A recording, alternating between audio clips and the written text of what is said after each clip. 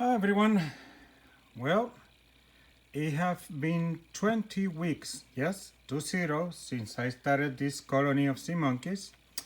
You might have seen them on my videos when I started two colonies of one of sea monkeys and one of aqua dragons. That I made videos for 1, 2, 4, 6, and 8 weeks. So this colony have become like a representative of what I think is a how far a colony can get uh, with time. Okay. Also, as you can see, I got a thermometer right now. I presume it's lower than that temperature, but I have been seated here for a while, so it says that the in temperature is 75. Sorry about that. And the water temperature is 72.5, and that's normal. The water changes temperature with the environment slower than the environment. So, and that is a good temperature. So most since I started this colony, the temperature was around between 75 and 79 degrees Fahrenheit. So now we are getting into colder temperatures, and so already they have hit 68, but it was too cold for me, so I crank up the temperature and put it at least on 70. So they have been doing fine. Okay. Since it has been so long and so many things have happened with this colony, I don't think I will be able to compress everything in one video. So might be a two-parter. Okay. So let me see how I can summarize this. Okay. So as I said, these guys that you see swimming around, very big, are 20 weeks old, at least from yesterday, about that. As I say, they are the same ones that you saw in the videos for 1, 2, 4, 6, and 8 weeks. I integrated the aqua dragons with a sea monkeys tank, so I'm not handling directly aqua dragons anymore.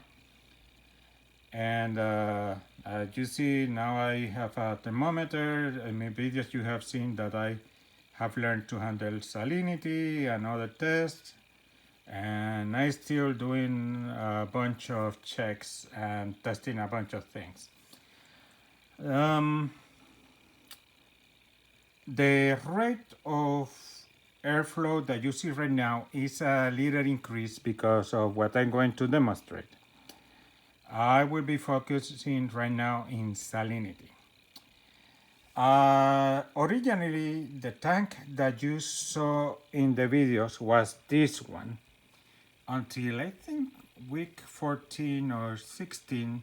I was concerned because they were a really long time without producing babies. That's why I know these guys are 20 weeks old, because they did not produce weak for the longest time, so they are all almost the same age. And yes, right now that is juveniles, but that is for later. So let's continue about salinity. So before, when they were in the other tank, there were around 2 males for each female. So, and I have been adding plasma because I have known that in the long run they last longer. Especially they get protection against bad bacteria, funguses, and the black spot disease. Well, the thing is that I thought that maybe was something was building up that would not allow them to have live bearing babies through live bearing. So I set up this tank, and when it was 2 weeks old, I moved all the adults to this tank. Well, For starters, it went 1 week and no new babies, so lowering the salinity levels did not help. Even worse, after the first week, although not the females, I don't know why not the females, but many of the males, that all of them were quite elder, like these ones, started developing the black spot disease. So,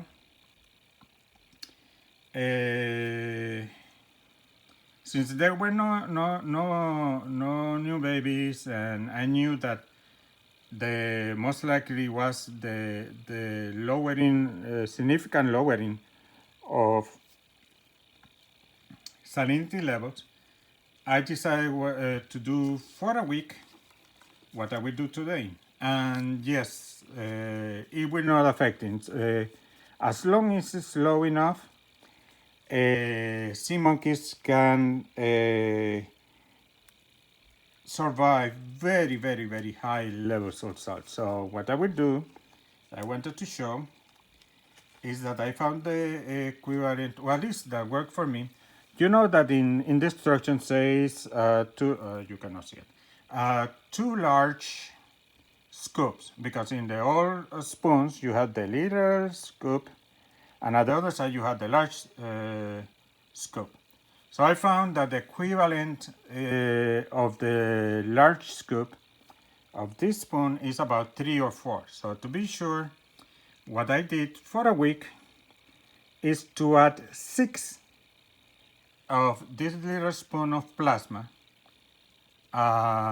to see if it would help prompt them to molt that normally help with the black spot disease, or at least raise the salinity to help the surviving ones not to get it.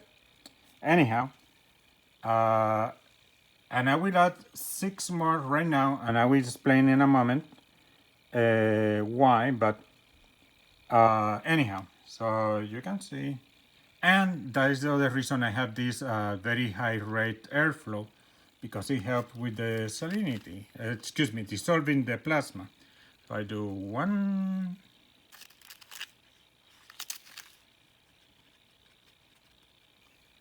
2, 3, 4,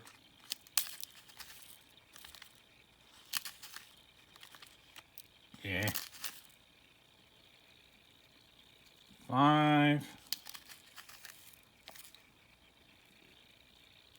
and 6.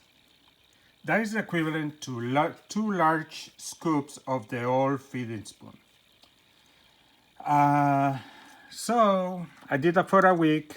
Unfortunately, the ones that got the black spot disease did not survive, but that had been that was for a week, and then after that I continued doing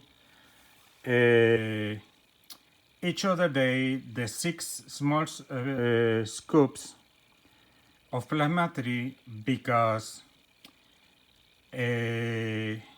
although, as you can see, all of them survive, and let me put this closer so you can see more detail. Some of the male have developed like this little white growth. So I don't know if it's fungus or it's something bacteria, a parasite, although yeah, I would be surprised that it's a parasite this after all this time, especially that I have increased the salinity so much. Or maybe it's because they are so old. I never had 20 weeks old sea monkeys that by the processes they start getting growth because they cannot molt, so who knows. The thing is, just in case, I have been continuing each other day, and I continue adding 6 the small scoops of plasma to see help with that, but it doesn't make much difference. So I think I will do 2 times more this week and stop there, because On the first week, I finished adding the already one whole packet of this, and I increased the salinity from 10 ppt or parts per thousand to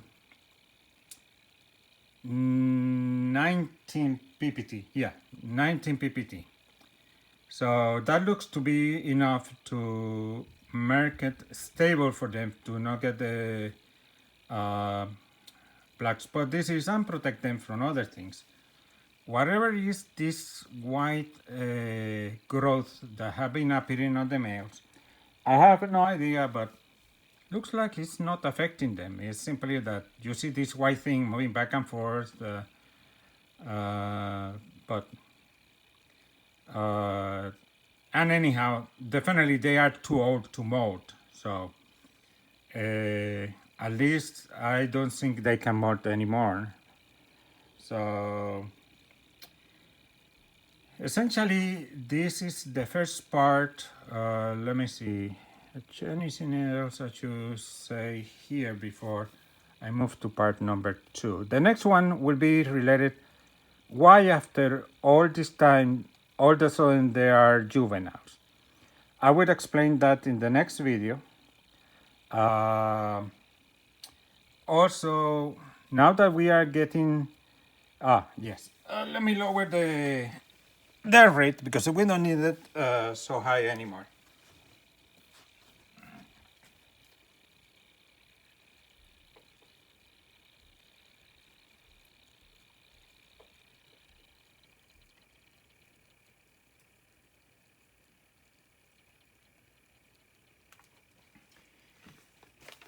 I only raised the airflow for two reasons. One is to dissolve faster the plasma or the extra salt that I have added.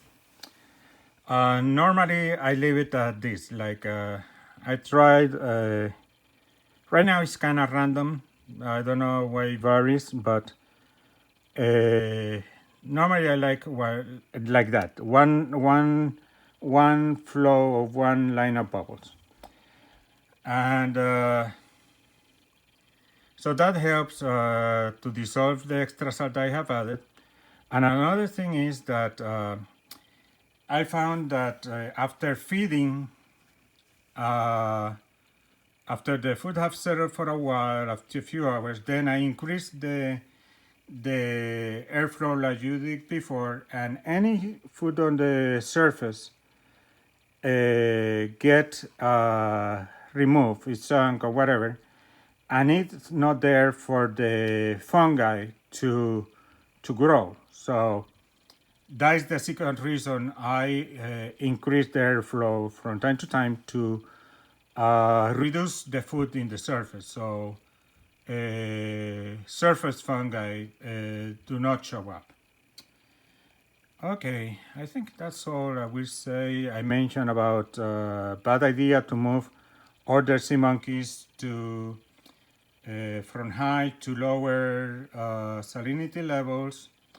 I confirmed that moving to lower salinity levels did not help with the live bearing of babies, and I mentioned at the rate that I'm adding the plasma, and mentioned that looks like close to 20 ppt is a good level of salinity to keep a healthy colony.